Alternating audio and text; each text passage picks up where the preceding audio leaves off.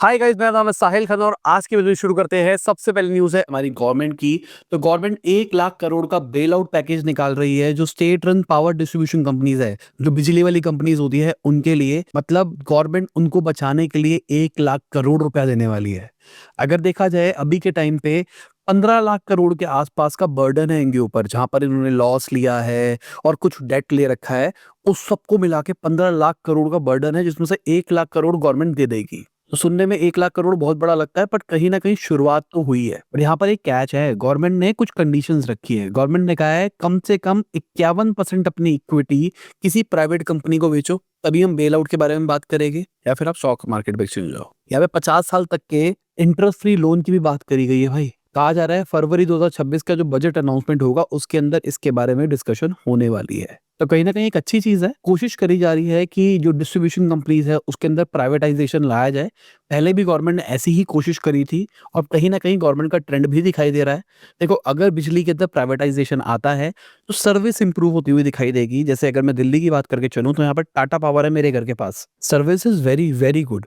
मतलब एक जमाना होता था जब लाइट जाया करती थी, अब तो भाई सदियां हो गई। हाँ, जब इलेक्शन हुए थे उसके बाद में दिल्ली में थोड़ी-थोड़ी लाइट जाने लगी थी, बट अब फिर वही कहानी आ गई है। कोई लाइट नहीं जा रही, कोई टेंशन नहीं है। दिल्ली वालों के पास इन्वर्टर नहीं होते हैं। मुझे बाकी जगहों का नहीं पता जहाँ पे प्राइवेट बिजली है, बट नुकसान ये होता है कि प्राइवेट बिजली की वजह से प्राइवेट कंपनीज़ के पास में कंट्रोल आ जाता है प्राइसिंग का, जिसकी वजह से बिजली महँगी हो सकती है।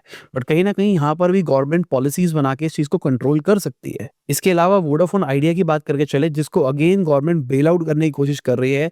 वहाँ पर एक पॉजिटिव खबर निकल के आई है। पहली बार 21 महीने के अंदर इनके सब्सक्राइबर्स, जो एक्टिव सब्सक्राइबर्स होते हैं, वो बढ़ते हुए दिखाई दिए। नंबर बहुत छोटा है, 20,000 एक्टिव सब्सक्राइबर्स बढ़े हैं, पर पिछले कुछ टाइम से कॉन्स्टेंटली डाउनफॉल देख रहे थे वोडाफोन आइडिया का, कि लोग बस छोड़ के जा रहे थे। बट अभी इंप्रूवमेंट दिखाई दी है। बट कॉन्ट्रास्ट में अगर हम जियो की बात करके चले, 31 नए एक्टिव सब्सक्राइबर ऐड हुए पिछले महीने। मतलब 31 लाख नए नंबर। एक जगह पे वोडाफोन आइडिया 20,000 पे है और जियो आप देखो कहाँ पर पहुंच गया है। इसके अलावा हमारी गवर्नमेंट बैंक्स को भी मर्ज करने का प्लान कर रही है, जो हमने पहले भी बात करी है। तो अगर रिपोर्ट्स की मान के चले तो यूनियन बैंक ऑफ इंडिया और इंडियन बैंक मर्ज हो सकते हैं। गवर्नमेंट ऐसा प्लान कर रही है। इससे पहले पंजाब एंड सिंध बैंक और बैंक ऑफ महाराष्ट्र के भी मर्जर के बारे में, प्राइवेटाइजेशन के बारे में बात निकल के आई थी। कुछ बैंकों के अंदर हम देख रहे हैं बाहर से इन्वेस्टमेंट आ रही है, कुछ बैंकों के अंदर देख रहे हैं जहाँ पे गवर्नमेंट की बैकिंग है, वो अपने शेयर्स को बेच के थोड़ा प्राइवेटाइज करने की कोशिश कर रही है। तो कहीं ना कहीं गवर्नमेंट थोड़ा सा प्राइवेटाइजेशन की तरफ जा रही है। जब मोदी गवर्नमेंट आई थी तो उस टाइम पे ही इन्होंने ये प्राइवेटाइजेशन वाला मिशन निकाला था। जो लोग मुझे फॉलो करते हैं तब से मैं बोलता था इसको बेच खाओ मूवमेंट, कि जो भी समझ में आ रहा है भाई इसको बेचो, इसको प्राइवेट करो, जहां पे भी लॉस हो रहा है इसको बेचो, प्राइवेट करो, हम नहीं रन कर रहे। पर कहीं ना कहीं कोविड आ गया, फिर ये चीजें रुकती हुई दिखाई देगी, पर अब लग रहा है बैक ऑन ट्रैक हो रहा है सब कुछ। तो माना तो यही जा रहा है, 4-5 बैंक्स ही रहने वाले हैं जो गवर्नमेंट बैंक्स होंगे। बाकी सारे के सारे प्राइवेटाइज कर दिए जाएंगे या फिर मर्ज कर दिए जाएंगे। रेलवेज के अंदर भी प्राइवेटाइजेशन आ सकता है, इलेक्ट्रिसिटी के अंदर तो प्राइवेटाइजेशन आएगा ही अगर हम पॉलिसी की बात मान के चले तो। और दूसरी साइड पे अगर देखा जाए, आरबीआई ने 64 टन गोल्ड को ओवरसीज से इंडियन वॉल्ट में लेके आए हैं। अगर हम first half of financial year 26 की बात करके चले तो ये ट्रेंड कंटिन्यू है। हमारी गवर्नमेंट कहीं ना कहीं बाहर से गोल्ड अब इंडिया में इकट्ठा कर रही है कि कुछ बड़ा होने वाला है। वो अगेन मैं बोल रहा हूँ, कुछ होने वाला है जो हमको नहीं पता, इन बड़े लोगों को पता है। क्योंकि कहीं ना कहीं ये सारी चीजें जो हो रही है ना, ये ट्रेंड दिखा रही है भाई। अब वो ट्रेंड क्या है, उसके पीछे की खबर क्या है, वो हमको नहीं पता, बट ये एक ट्रेंड दिखाई दे रहा है। अब आप कह सकते हो कि भाई वॉर लाइक कंडीशन चल रही है, हम किसी और कंट्री पे उतना भरोसा नहीं कर सकते, अब हमारा इंफ्रास्ट्रक्चर स्ट्रांग हो गया है तो हम अपने पास में गोल्ड प्रिजर्व करके रख सकते हैं। तो बहुत सारी चीजें हो सकती है, बट इसके अलावा भी बहुत सारी ऐसी चीजें हैं जिससे लग रहा है कुछ ना कुछ तो ट्रेंड बन रहा है। वीडियो में आगे से पहले आपको याद देना चाहूंगा, अपने लाइक का बटन नहीं दबाया, लाइक का बटन दबा दो, चैनल को सब्सक्राइब, ना ऐसी ही डेली बिजनेस न्यूज आपके लाता रहता हूँ। आज थोड़ा सा लेट है, एड में समझाया कि क्यों लेट है, बट नॉर्मली हम सुबह ऑन टाइम आपके लिए न्यूज ले आते हैं। इसके अलावा सेबी ने प्रपोज किया है जो म्यूचुअल फंड का एक्सपेंस रेशियो होता है उसको कम किया जाए। यहाँ पर कैपिंग की भी बात करी गई है। अभी के टाइम पे 1 से 2% लगता है म्यूचुअल फंड। अगर मैं बड़े जो बैंक्स वैंक्स होते हैं ना उनकी बात करके चलूं, जैसे एचडीएफसी एएमसी हो गया, या फिर आदित्य बिरला वाला हो गया, या फिर यूटीआई हो गया, निप्पो हो गया, ये सारे के सारे 1 से 2% चार्ज करते हैं। मार्केट में कुछ ऐसे भी म्यूचुअल फंड है जिसका एक्सपेंस रेशियो पॉइंट्स में है। मतलब मान लो 0.10%, 0.15% है। तो आप समझो ना, आप इन्वेस्ट कर रहे हो और उसका 1% कंपनी लेके जा रही है। तो मोटा मोटी मान के चलो, आपने 1 करोड़ इन्वेस्ट किया और 20 साल के बाद में वो 1 करोड़ मान लो 20 करोड़ हो गया। तो आपकी जो भी ग्रोथ हुई है उसका 1% इनका हो गया। अगर आपका लॉस भी होता है तो भी 1% तो इनके पास बनी रहा है। तो कहीं न कहीं जो यूथ है ना, वो थोड़ा-सा स्टार्टअप सेंट्रिक अप्रोच ज़्यादा रख रही है कि भाई स्टार्टअप्स वाली कंपनीज़ के अंदर इन्वेस्ट किया जाए, क्योंकि वहाँ पे एक्सपेंस रेशियो कम होता है। जब भी आप कोई म्यूचुअल फंड लेते हो ना, चाहे किसी बैंक से लेते हो, कहीं से भी लेते हो, एक्सपेंस रेशियो ज़रूर पूछा करो, कम जितना हो उतना अच्छा है। अब कहानी ये है ना कि अगर कोई म्यूचुअल फंड है जो मुझे 30% रिटर्न देता है, मार्केट में और कोई नहीं है, तो यहाँ पर 1% देने में कोई प्रॉब्लम भी नहीं है। बट अगर आप म्यूचुअल फंड में इंडेक्स के अंदर इन्वेस्ट कर रहे हो, तो वो तो कोई दिमाग लगाने वाली बात ही नहीं है ना। तो वहाँ पर तो आप, मैं कहता हूँ कि स्टार्टअप अप्रोच को ही फॉलो करो कि सबसे कम जहाँ पे लगेगा हम वहीं पे जाएँगे। इसके अलावा 2025 के अंदर अभी तक $16 बिलियन रेज़ कर दिए गए हैं इंडियन आईपीओ मार्केट से, और कहीं न कहीं ये ट्रेंड दिखाई दे रहा है भाई, 300 से ज़्यादा लिस्टिंग देखने को मिली है उनको। अगर इसी ट्रेंड की बात करके चले तो माना जा रहा है $21 बिलियन पे ये साल क्लोज़ होगा, जो कि एक रिकॉर्ड हाई है। 75% जो डोमेस्टिक इन्वेस्टर्स हैं वो आईपीओ के अंदर पार्टिसिपेशन करते हैं कि भाई आईपीओ आता है, चलो इन्वेस्ट करो, खेलो। और सबसे बड़ी बात तो ये है ना, अभी-अभी कुछ बड़े-बड़े आईपीओस भी देखने को मिले। होंडा मोटर इंडिया की बात कर लो, ऑलमोस्ट 28,000 करोड़ के आसपास का आईपीओ था। टाटा कैपिटल 17,000 करोड़ का था। एलजी इलेक्ट्रॉनिक्स इंडिया 10,000 करोड़ से ऊपर का था, और अभी लेंसकार्ट वगैरह भी आ गया है। तो ये ट्रेंड अभी बरकरार रहने वाला है। एक जगह पे हम बात कर रहे हैं, ग्लोबल सिचुएशन अच्छी नहीं है भाई, ये नहीं है, वो नहीं है, बट कंपनीज़ अपना आईपीओ निकाले जा रही है। चाहे कंपनी लॉस में हो, किसी को कोई फ़र्क नहीं पड़ रहा। कंपनी छोटा प्रॉफ़िट कर रही हो, या फिर कंपनी अपने प्रॉफ़िट तो दिखा रही है, पर वो एक्चुअल प्रॉफ़िट नहीं है। अगर आप लेंसकार्ट को भी देखोगे, तो लेंसकार्ट का प्रॉफ़िट एक बार चेक करो ना। मैं आपको एक रिपोर्ट देता हूँ, मैं लिंक डिस्क्रिप्शन में भी दे देता हूँ, इसको पढ़ लेना, ऑफ़िशियल है, मैंने खुद कुछ नहीं बनाया हुआ। इसके अंदर अगर आप देखोगे तो आपको समझ में आएगा कंपनी का प्रॉफ़िट कहाँ से आ रहा है। बाकी बोर्ड की बात करके चले तो उन्होंने अपने आईपीओ का साइज़ कम कर दिया, 1500 करोड़ पे कर दिया है, जहाँ पर पहले 2000 करोड़ रुपए रेज़ किया जा रहा था। अब देखो इसके अंदर फ्रेश इक्विटी और ऑफर फॉर सेल क्या होने वाला है। पहले तो 900 करोड़ का एक फ्रेश इक्विटी कर रहे थे, और 1100 करोड़ रुपए ऑफर फॉर सेल था, जहाँ पे जो करंट इन्वेस्टर फाउंडर्स है उनको पैसा मिल रहा था। बोर्ड ने फाइनेंशियल ईयर 25 के अंदर 3073 करोड़ का रेवेन्यू रिपोर्ट किया है, जहाँ पर 61 करोड़ का नेट प्रॉफिट था। पिछले साल इन्होंने ऑलमोस्ट 80 करोड़ का लॉस किया था। तो क्या ये नंबर्स जस्टिफाइड है? पता नहीं। सिमिलरली लेंसकार्ट का फ्यूचर मेरे को बहुत अच्छा दिखाई दे रहा है कि ठीक है भाई, बढ़िया काम कर रहे हैं, समझ रहे हैं, टेक्नोलॉजी समझ रहे हैं, अच्छी ब्रांडिंग हो गई है, बट जो इनकी वैल्यूएशन है, क्या वो जस्टिफाइड है? इसके अलावा अगर हम डीमार्ट की बात करके चले, जो उनके फाउंडर है, उन्होंने 0.8% स्टेक अर्बन कंपनी के अंदर खरीद लिया है, जो अगेन लिस्टेड कंपनी है भाई। 175 करोड़ रुपीस उन्होंने इन्वेस्ट किए हैं। अब देखा जाए तो अर्बन कंपनी की भी बैलेंस शीट बहुत अच्छी नहीं है, और जो दमानी जी है वो बहुत स्मार्टली इन्वेस्ट करते हैं, वो बहुत फंडामेंटल्स देखते हैं, सब कुछ देखते हैं। तो अगर फंडामेंटल देख के अर्बन कंपनी, जहाँ पर हमको बैलेंस शीट उतनी अच्छी नहीं दिखाई दे रही, प्रॉफिट टर्म्स में अगर हम बात करके चले, इन्होंने इन्वेस्ट किया है। तो क्यों किया है? क्योंकि बिजनेस मॉडल बहुत स्केलेबल है। कहीं न कहीं अर्बन कंपनी ने एक लीडरशिप वाली पोजीशन तो बना ही रखी है इस मार्केट के अंदर। प्लस वो जो अभी क्विक सर्विस वाला सीन आया है कि हाउस हेल्प ले लो 10 मिनट में, वो इंडस्ट्री भी फटती हुई दिखाई दे रही है। अर्बन कंपनी उसके अंदर लीडर दिखाई दे रहा है। इसके अलावा मेक माई ट्रिप की बात करके चले तो 10% शेयर प्राइसेस घटते हुए दिखाई दे रहे थे उनके कल। $5.7 मिलियन का लॉस रिपोर्ट किया, क्योंकि उन्होंने क्वार्टर 2 के अंदर इनकी जो फाइनेंस कॉस्ट है ना, वो बढ़ती हुई दिखाई दी है, जिस चक्कर में इनका जो इंटरेस्ट एक्सपेंस था वो बढ़ता हुआ दिखाई दिया। प्लस साथ में एक्सचेंज लॉस भी देखने को मिला। कहीं न कहीं हमारी करेंसी टूटती हुई दिखाई दी है ना, वो वाला नंबर। इसके अलावा ओपन एआई की बात करके चले तो भाई उनका स्ट्रक्चर फाइनल हो गया है।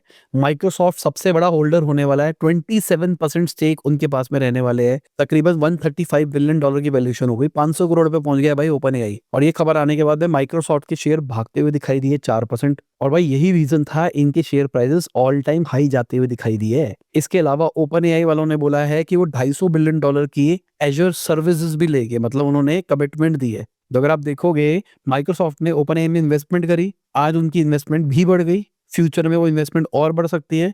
प्लस ओपन एआई से उन्होंने अपनी कंपनी के लिए काम भी ले लिया। तो आपने कंपनी में पैसा डाला और वही पैसा अब रोटेट होके आपके पास में घूम के आने वाला है, जिसकी वजह से आपकी वैल्यूएशन बढ़ जाएगी। ये वाली चीज़ के बारे में आगे डिटेल के अंदर बात करेंगे। बाकी आप होल्डिंग देख लो, आपको समझ में आ जाएगा।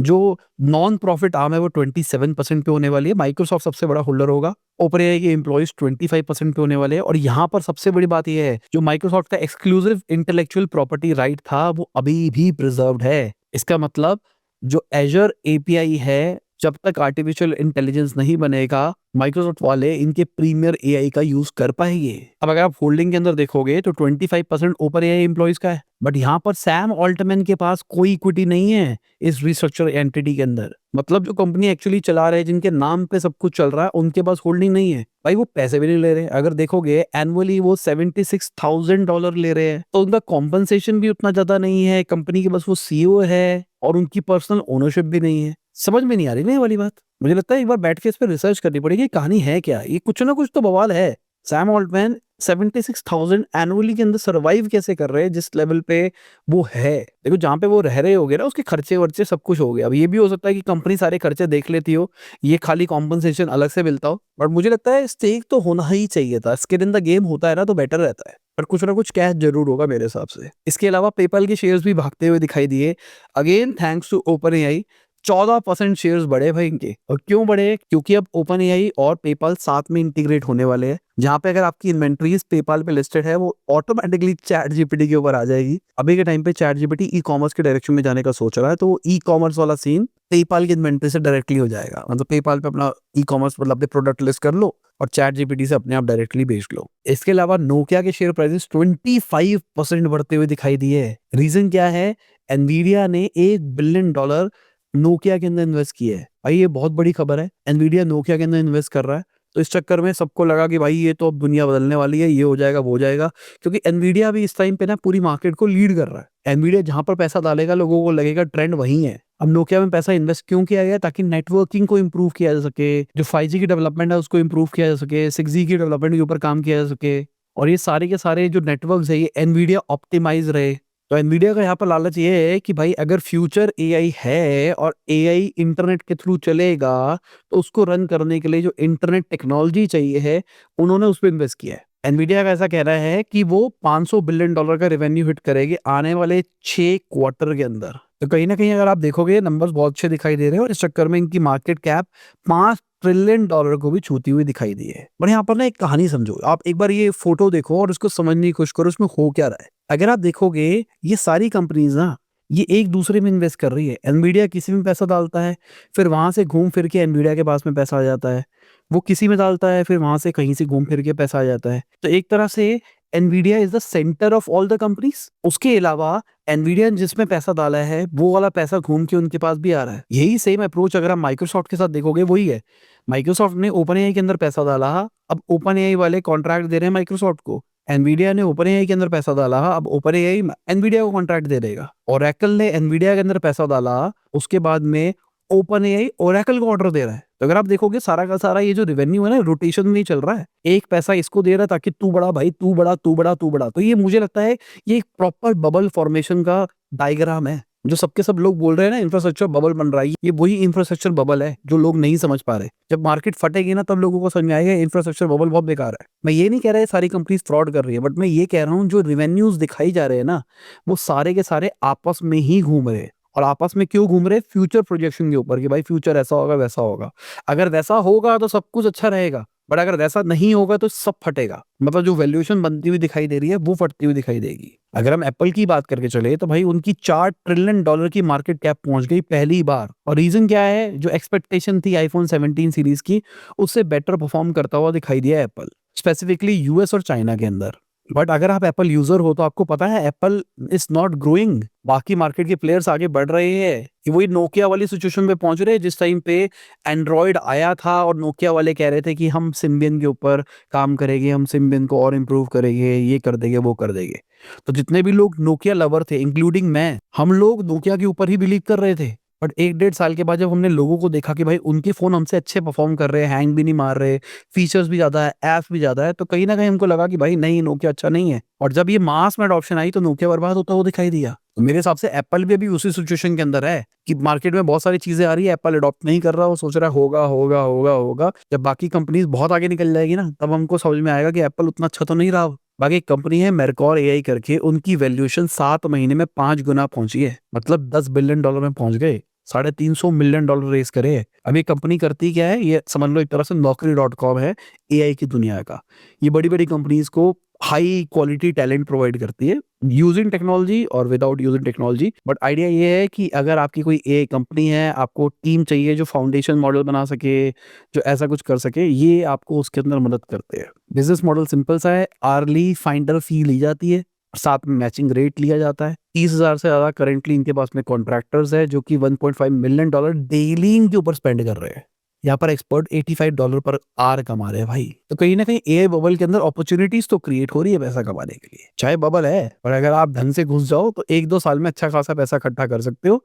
बबल फटेगा फटेगा, हमारे पैसे तो आ जाएंगे, बट कहानी यही है, वैल्यूएशन गेम नहीं खेलनी, अपने घर पे पैसा लेके आना है। इसके अलावा XAI की बात करके चले तो उनका प्रॉफिट 52% घटता हुआ दिखाई दिया, 1.5 करोड़ के ऊपर पहुंच गया फाइनेंशियल ईयर 25 के अंदर इंडिया के अंदर। बट कहानी ये है, कंपनी भाई प्रॉफिटेबल है। जहां पर बड़ी बड़ी कंपनी प्रॉफिट नहीं बना पा रही, इंडिया के अंदर ही ये प्रॉफिट बना पा रहे हैं। नंबर चाहे छोटे हो, बट दिस इज गुड। और प्रॉफिट डिक्लाइन क्यों दिखाई दिए? क्योंकि इनके खर्चे बढ़ गए भाई, एक्सपेंसेस थोड़े से बढ़ते हुए दिखाई दिए, एम्प्लॉय बेनिफिट थोड़े से बढ़ते हुए दिखाई दिए। बट मेन चीज ये है, कंपनी का जो रेवेन्यू है वो नहीं बढ़ता हुआ दिखाई दिया, थोड़ा सा घटता हुआ दिखाई दिया है, 21 करोड़ से 20 करोड़ के आसपास पहुंच गए। इससे एक और बात पता लग रही है कि XAI चाहे ग्रॉक के अंदर बहुत सारी एडवांटेजेस कर रहा है, बट लोग पैसा नहीं दे रहे। देखो, पहले ही बहुत सारी AI कंपनी बहुत कुछ फ्री दे रही है, परप्लेक्सिटी ने बहुत कुछ फ्री दे दिया, जेमिनी फ्री मिल रहा है स्टूडेंट्स को, अब चैट जीपीटी गो की सब्सक्रिप्शन भी फ्री में आने वाली है। तो कहीं ना कहीं AI अब हमारे पास में अवेलेबल है, हमको कोई भी मॉडल यूज करना है, हम फ्री में अच्छे लेवल के ऊपर यूज कर सकते हैं। तो हम ग्रॉक की सब्सक्रिप्शन क्यों ले, जस्ट फॉर AI। हाँ, अगर ट्विटर के ऊपर कुछ करना है, उसका आपको कोई यूज केस दिखाई देता है, तो आप सब्सक्रिप्शन ले सकते हो, टिक ले सकते हो,